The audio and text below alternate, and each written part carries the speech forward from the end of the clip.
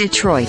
General Motors has cut the size of its Buick dealership network roughly in half in the U.S. through an ongoing voluntary buyout program, an executive told CNBC. The 1,000-store reduction aims to increase the amount of sales per location, or throughput, and profits at the remaining dealers, according to Duncan Aldred, global head of GM's Buick and GMC brands. The buyouts also allow dealers who don't want to invest in electric vehicles to get out of the business. What this is enabling us to do that is triple the throughput of the remaining dealers, Aldred said during an online interview. I think it's fair to say that I'm really pleased that we achieved it. Buick plans to continue to offer buyouts, which have cost GM about $1 billion thus far, into next year. The average sales of the remaining stores still trail those of GM's GMC brand, which largely shares showrooms with Buick, according to Aldred. A majority of the dealers who took buyouts were smaller stores, which represented only about 20% of Buick's annual sales. As part of the buyouts, the company offers payments for the dealers to cease operating their businesses. The voluntary buyout program with Buick's roughly 2,000 U.S. franchise dealers started last year, as the brand began investments in its transition to exclusively offering all-electric vehicles domestically by 2030.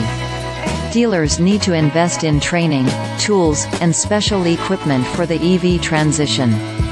Buick declined to disclose how much investment is needed, saying specific costs may vary depending on the size and scope of the dealership. Aldred said the company need to reduce the size of the dealer network regardless of the all-EV plan, which he confirmed it is still targeting for 2030. However, he said meeting that goal will largely depend on customer demand and acceptance of EVs in the years ahead. We will very much play to the market demand. Buick does not currently offer an EV in the U.S.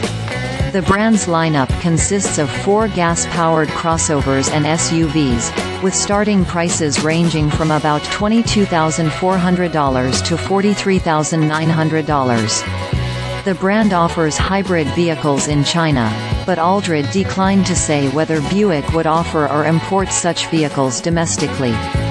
Hybrids are increasingly viewed as a potential way to help automakers meet more stringent U.S. fuel economy standards amid slower-than-expected EV sales.